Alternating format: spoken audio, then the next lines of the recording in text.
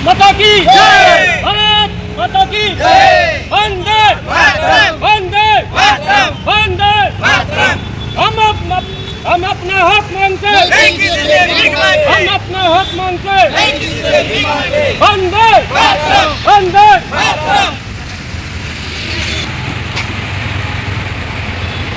JNG पहले सड़कों पर थी, अब सीएनजी सड़कों पर है। हक मांगते, रिक्शा का भाड़ा मांगते, हम हमारा हक मांगते, रिक्शा का भाड़ा मांगते, हम हमारा हक मांगते, रिक्शा का भाड़ा मांगते, हम हमारा हक मांगते, रिक्शा का भाड़ा मांगते। वंदे मातरम, वंदे मातरम। भारत माता की जय। अदानी की कमाई बढ़ गई है, अमूल वाले की कमाई बढ़ गई है, तो हमारी क्या? हमको खाली दे ही दे करना है, सब बाजू देना है, तो हम लेंगे किससे? पब्लिक को लूटेंगे क्या? आम जनता को लूटने का काम हम करेंगे। आदाब, आप तक समाचार में स्वागत है आपका। देश भर में जिस तरह से आंदोलनों का माहौल चल रहा है और ऐसे समय पर ऑटो रिक्शा चालक भी कुछ हमारे साथ मौजूद हैं जो अपनी हक को लेकर, अपनी मांगों को लेकर जो है अहमदाबाद के नवरंगपुरा सरदार पटेल स्टेडियम की सड़क पर काफ़ी सारी रिक्शाएं यहाँ पर जिनके पहिए बंद हैं और ये लोग अपनी मांग के साथ खड़े हैं कि सीएनजी का जिस तरह से रेट बढ़ता जा रहा है उसी तरह से इनकी ऑटो का जो है किराया भी बढ़ना चाहिए। लेकिन दुख की बात यह है कि ऑटो का किराया वहीं के वहीं है और सीएनजी के दाम बढ़ते जा रहे हैं। दूसरी समस्या ये भी है कि ऑनलाइन रैपिडो जो है ओला उबेर है, रैपिडो है, ये तमाम एप्लीकेशनों से जो लोगों को रोज़गार मिलता है उनमें भी इन्हें कई सारी बाधाएं आती है। तो हम सीधा प्रमुख से और जो है उपप्रमुख से बात करेंगे कि इस समस्या का हल कैसे निकाला जाएगा, आने वाले दिनों में सरकार से कैसे इसकी मांग की जाएगी। गैस सीएनजी जो अगर आप बढ़ा रहे हो तो भाड़े का तुरंत कार्रवाई की जाए भाड़े के ऊपर, और गैस का भाव जो आपने बढ़ाया है या फिर उसको वापस किया जाए। चलिए, जो है सीएनजी का रेट बढ़ाया है उसको वापस किया जाए। यदि ऐसा नहीं होता है तो फिर ये जो सीएनजी के ऑटो चालक हैं उनके भी रेट का दर जो है बढ़ाना चाहिए। उपाध्यक्ष हमारे साथ मौजूद है, कैसे देखते हैं क्या मांग है, आने वाले दिनों में इस मांग को सुना जाए, उसके लेकर क्या कदम उठाया जाए? उप प्रमुख धर्मेंद्र भाई गुप्ता। सर मैं यही बोला, डायरेक्ट 4 रुपया बढ़ा है कल, डायरेक्ट उनको बढ़ाना नहीं चाहिए 4 रुपया। जो भी है रिक्शा वाले के ऊपर मार पड़ती है, रिक्शा रोज़ कमाते हैं रोज़ खाते हैं। तो मेरा बोलना मतलब है कि रिक्शा के जो बहुत सारे समस्या है, गाड़ी पासिंग है, इंश्योरेंस है, कायदे से लोग चलते हैं, तो 4 रुपया जो भाड़ा बढ़ा है तो हमारा जो मीटर का कायदे से होता है, ओला उबेर रैपिडो चला, उनको भी बढ़ाना चाहिए। रह गई बात जो 2 व्हीलर चालू है उनको वो कोई कायदा का, दिन पे दिन 2 व्हीलर बढ़ते जा रहा है, बेकायदे से वाइट प्लेट चला, उनको कायदा कानून तो है ही नहीं रैपिडो वालों का। और जो भी है सीएनजी वहाँ बढ़ा है, जो हमारे प्रमुख साहब बोले हैं एकदम परफेक्ट बात है। और रह गई बात जो 4 रुपया बढ़ा है तो हमारे भी भाड़ा बढ़ना चाहिए, इसी हमारा आज कमेटी नक्की किया है। जो नहीं भाड़ा बढ़ाते हैं, गैस के भाव कम नहीं करते तो हम लोग आंदोलन पे बैठ जाएंगे, भूख हड़ताल करेंगे। यही हमारी मांगी है। जब तक हमारी मांगी जो भी अदानी साहब ने सीएनजी भाव बढ़ाए है तो अपना भाव पीछे ले, कम करे, तो यही बोलना चाहता हूँ। और जाते जाते हमारे जो रिक्शा वाले हैं रोज़ कमाते रोज़ खाते हैं, उनको कोई आगे पीछे कोई पूछने वाला, इनकी जब टायर चलती है उनको 2 पैसा उनको मिलता है। तो इसीलिए बोलना चाहता हूँ सर, हमारे रिक्शा वाले को जो भी यहाँ सरकार चलाते हैं तो रिक्शा वालों पर थोड़ा ध्यान दे, यही बोलना चाहता हूँ। जय हिंद, जय भारत। चलिए, तो यही इनकी मांग है, ये सोच है इनकी कि मित्रों का जो है साथ दिया जा रहा है और गरीबों का विनाश किया जा रहा है। मतलब कि सबका साथ सबका विकास के नारे को ये लोग लेकर जब सत्ता पर आए थे, अब उस नारे को भूल चुकी है भारतीय जनता पार्टी। अदानी का विकास हो रहा है और गरीबों का विनाश हो रहा है। जिस तरह से सड़कों पर ये लोग उतरे हैं, जेएनजी पहले सड़कों पर थी, अब सीएनजी सड़कों पर है। देखना ये रहेगा कि आने वाले दिनों में देश भर में यदि जेएनजी जैसे सीएनजी के चालक भी अगर जो है सड़कों पर उतरेंगे तो सरकार को इन मुद्दों पर ध्यान देना होगा। यदि ऐसा ना होने के पहले अगर सरकार इनका सुनती है, इस तरह के आंदोलन में इन्हें उतरना ना पड़ेगा और ना ही सड़कें जाम करनी पड़ेगी, ना प्रशासन से लड़ना पड़ेगा। जिस तरह से ये लोग अपनी मांगों को लेकर गरीब परिवार से आते हैं, रोज़ खाकर रोज़ कमाते हैं, इनके रोजगार, इनके जो है गुजरान जो है इसी से चलते हैं। आज तकरीबन कितनी रिक्शाओं के पहिए और ऑटो चालक के पहिए थंबे होंगे? अहमदाबाद में कम से कम 2.5-3 लाख रिक्शा चलती है। बेचारे कितना लोग का 10,000 रुपये गाड़ी खपता है। किसी का 8,000 गाड़ी का हफ्ता है, गाड़ी का मेंटेनेंस है, कोई भाड़ा 10,000 रुपये भरता है, उनकी घर की हालत बहुत ख़राब चल रहा है। तो हमारे सरकार से यही विनती है कि रिक्शा के बारे में कोई सोचता नहीं है। जो भी यहाँ की सरकार है तो सोचे उनके बारे में, रिक्शा रोज़ कमाने रोज़ खाने वाला, तो उनके बारे में भी सोचे तो अच्छी बात है। डायरेक्ट 4 रुपया बढ़ाते हो तो रिक्शा वालों पर बहुत असर पड़ता है। 250-300 रुपया गैस, 1,000 रुपये धंधा करता है तो 250-300 रुपया गैस, 300-400 रुपया गैस जाता है, उसमें क्या बचाएगा रिक्शा वाला? घर के जो भी खर्चा पानी नहीं चल पाता है रिक्शा वाले का। इसमें कई लोग ये भी होंगे जिन्होंने अच्छी पढ़ाई की है लेकिन उनके पास जॉब नहीं है तो वो ऑटो चला रहे हैं। तो सरकार से हमारी यही विनती है, जो उनके पास कई लोग ये भी होंगे जो अच्छी पढ़ाई कर रहे हैं लेकिन उनके पास काम नहीं है, वो ऑटो चला रहे हैं, ऐसे भी लोग। हाँ बिल्कुल हैं, काफ़ी लोग ऐसे हमारे इसमें यूनियन में भी हैं कि जो जॉब किए, पढ़ाई किया हुआ अच्छा, लेकिन क्या उनको कोई नौकरी नहीं मिली, वो ऑटो चला रहे हैं। वो ऑटो चला रहे, और ऑटो चला करके ना फिर भी वो नाखुश हैं। यही बोलते हैं कि हमारी इतनी पढ़ाई लिखाई करे हुए और इतना खर्चा पढ़ाई लिखाई में करने के बाद में भी हमको जो अगर नौकरी नहीं मिलती है तो फिर कोई मतलब नहीं है, फिर तो हमको रिक्शा ही पढ़ाई लिखाई का कोई मतलब ही नहीं है, हमको पढ़ना ही नहीं चाहिए था। ऐसा लोग बोलते हैं। हमारे में काफ़ी लोग ऐसे ज्वाइंट है, पढ़े लिखे एग्जीक्यूट ज्वाइंट है, कॉलेज किए हुए ज्वाइंट है, वो भी बेचारे क्या करें, रिक्शा ही चला रहे हैं।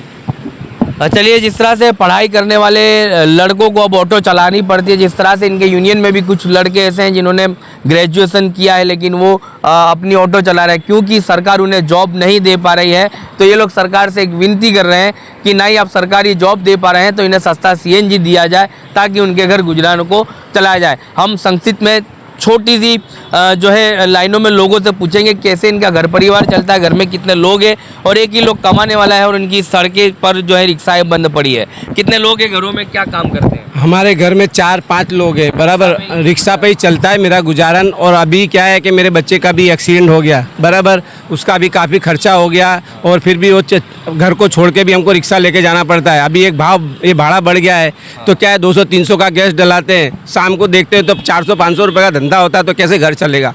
बराबर हमारा गुजारन भी चलना भारी पड़ गया। हमारे जैसे कितने ही लोग हैं जो बेचारे बोल भी नहीं पाते हैं और आते हैं तो इन लोगों के पास, यूनियन के पास जाते हैं लेकिन उनकी भी कोई सुनता नहीं थे। अभी मैं ये मीडिया वालों को भी धन्यवाद देता हूं कि हमारी बात उन तक पहुंचाए, सरकार तक, बराबर उनके लिए मैं आप धन्यवाद करता हूं कि हमारी बात उन तक पहुंचाए और उनकी थोड़ी बुद्धि सही होवे तो रिक्शा वालों का सोचे, अच्छा सोचे और इसके लिए कुछ न्याय का रास्ता निकाले कि बोले हम साथ देंगे, साकार देंगे, बराबर अभी ऐसा कुछ हो नहीं रहा है और हमको तकलीफ में डाल रही है सरकार। चलिए, जिन लोगों का इनकी आवाज़ सुनना फ़र्ज था, उन फ़र्जों को छोड़कर लोग अपनी एसी केबिनों में आराम फरमा है, जिन्हें ये वोट देकर जिता कर लाते हैं वो लोग तो अपनी एसी केबिनों में है और ये लोग सड़कों पर है। ऐसे समय पर मीडिया का जो है धन्यवाद करते हैं, लेकिन ये हमारा फ़र्ज़ है, हम आपके साथ हैं, हर हमेशा आपके साथ रहेंगे। क्या समस्या है, किन समस्याओं पर आप खड़े हैं? मेरी तो एक ही समस्या है, ये गैस का भाव अभी ये लोग ने जो बढ़ाया है तो और भी, मेरा नाम भरत भाई वर्मा है, और भी बढ़ा है, मेरे को कोई तकलीफ नहीं, लेकिन जैसे बढ़ा है ऐसे हमारी कमाई भी तो बढ़ा है ना।